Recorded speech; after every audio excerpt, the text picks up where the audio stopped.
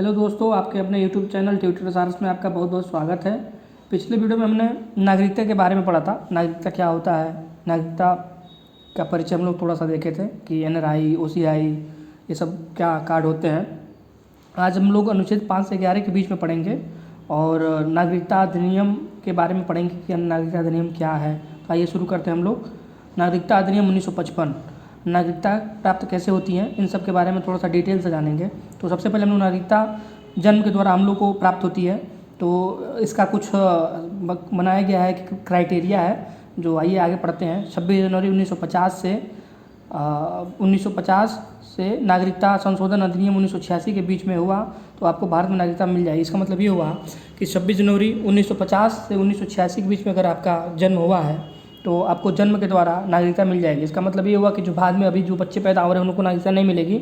उनके माता पिता अगर उस समय के जन्मे हैं या भारत के आज़ादी के बाद से पूर्वज रहे हैं तो उनको भी नागरिकता जन्म के द्वारा मिलेगी। तो आगे पढ़ते हैं।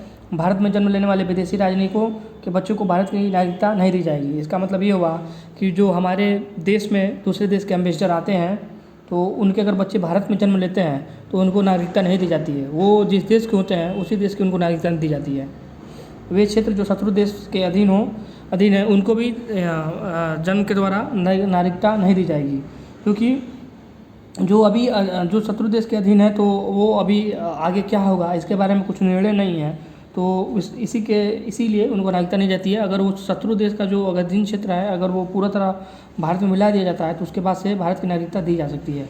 और दूसरी प्रकार नागरिकता हमको मिलती है वंश परंपरा द्वारा। वंश परंपरा के द्वारा क्या मिलती है, कैसे समझते हैं। जन्म के समय माता पिता में से कोई एक भारत का नागरिक रहा हो उसे भारत की नागरिकता मिल जाएगी। इसका मतलब ये हुआ कि अगर आपके जन्म के उस आज़ादी के बाद अगर कोई भी आपके माता पिता में से उस समय जन्म लिया हो या उनके बाबा या उनके पूर्वज जन्म लिए हों तो उसके आधार पे वंश परंपरा के आधार पे आपको नागरिकता मिल जाएगी।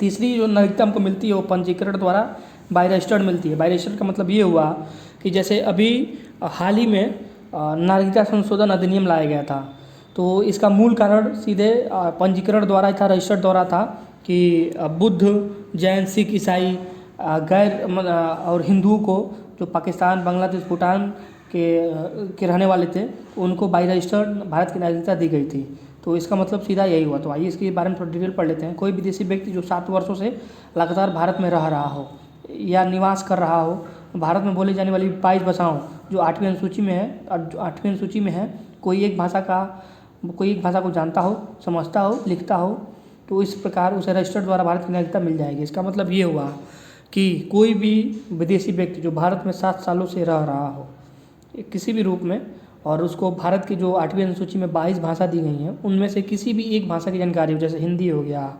संस्कृत हो गया, कन्नड़ हो गया, या जो भी 8वीं अनुसूची में जो भी 22 भाषाएं उसमें से एक की अगर उसके पास जानकारी है तो उसको बाई रजिस्टर पंजीकरण द्वारा भारत की नागरिकता मिल जाएगी। तो तीसरा हम लोग समझ लिए पंजीकरण द्वारा। चौथा समझते हैं देशीयकरण द्वारा। देशीयकरण का मतलब ये हुआ कि जो बहुत दिनों से, बहुत सालों से भारत में रह रहा हो और भारत की सारी कल्चर को समझ गया हो और उसकी जितनी भी संस्कृति है उसको समझ लिया हो तो उसको देशीकरण द्वारा नागरिकता मिल जाती है। तो आइए थोड़ा इसके बारे में डिटेल में समझ लेते हैं।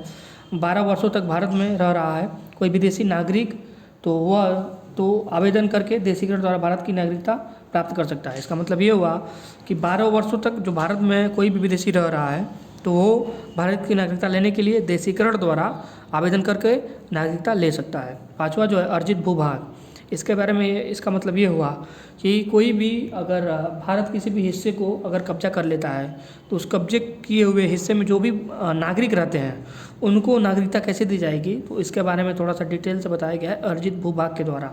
यदि भारत पड़ोसी देश पे आक्रमण करके उसके भूभाग को जीत ले तो उस भूभाग के लोग भारत के नागरिक कहलाएंगे। इसका मतलब ये हुआ कि जैसे भारत मान लीजिए बांग्लादेश पे आक्रमण कर दे, सपोज डैट, और आक्रमण करके बांग्लादेश को अपने कब्जे में ले ले तो बांग्लादेश के जितने भी नागरिक हैं वो भारत के नागरिक कहे जाएंगे। तो इसका मतलब सीधा सा यही हुआ। तो आइए पढ़ते हम लोग नागरिकता अधिनियम 1955। ये क्या है, जैसे मैंने आपको लेक्चर शुरू होने के पहले ही मैंने बताया था कि नागरिकता अधिनियम 1955 पढ़ेंगे। तो नागरिकता की समाप्ति कैसे होती है ये भी थोड़ा सा पढ़ लेते हैं क्या होता है।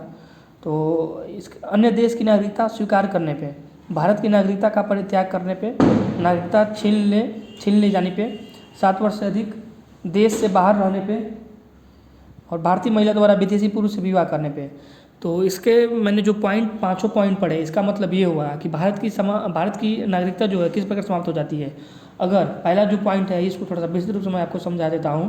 पहला जो पॉइंट है, अगर अन्य देश की नागरिकता अगर आप स्वीकार कर लेते हैं तो भारत की नागरिकता आपकी ख़त्म हो जाएगी। दूसरा पॉइंट क्या है, भारत की नागरिकता का अगर परित्याग आप कर देते हैं तो वैसे ही आपकी भारत की जो नागरिकता है वो खत्म हो जाएगी। तीसरा है, अगर आपकी नागरिकता छीन ली जाती है, इसका मतलब कि आप भारत में कुछ गैर कानूनी काम करते हैं या देशद्रोह काम करते हैं। जैसे मूल कर्तव्य में 11 मूल कर्तव्य हैं और मूल कर्तव्य के हिसाब से अगर आप कुछ देशद्रोही काम करते हैं, या जैसे मान लीजिए कि राष्ट्रध्वज का अगर आप उसका अनादर किए, या देशद्रोह आतंकवादी गतिविधि से आप कुछ काम कर रहे हैं देश के लिए, तो इस प्रकार के अगर देशद्रोह वाला काम किए तो आपकी नागरिकता छीन ली जाएगी। तो इस प्रकार आपकी नागरिकता छीन ली जाएगी तो आप भारत के नागरिक नहीं रह जाएंगे।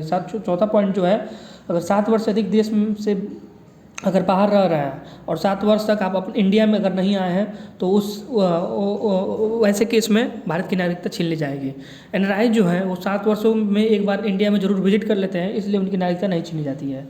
और पाँचवा पॉइंट क्या है, भारतीय महिला द्वारा विदेशी पुरुष से अगर विवाह करने पर, अगर भारतीय कोई महिला है और वो विदेश में जाके अगर किसी पुरुष से विवाह कर ले तो उसकी नागरिकता वैसे ही समाप्त हो जाती है। जैसे ये केस है अभी पेचीदा है थोड़ा सा, लेकिन समझ लेते हैं। जैसे प्रियंका चोपड़ा जो हैं, ये निक जोनस जो हैं अमेरिका के रहने वाले हैं, उनसे शादी कर ली हैं, तो उनकी नागरिकता अभी सस्पेंस में है कि छीनी गई है, लाई गई है, लेकिन नियम के हिसाब से 1955 के नागरिकता अधिनियम के हिसाब से उनकी जो नागरिकता है भारत की वो छीन लेनी चाहिए, लेकिन उनको OCI कार्ड दे देनी चाहिए कि वो पहले भारत की नागरिक रही हैं।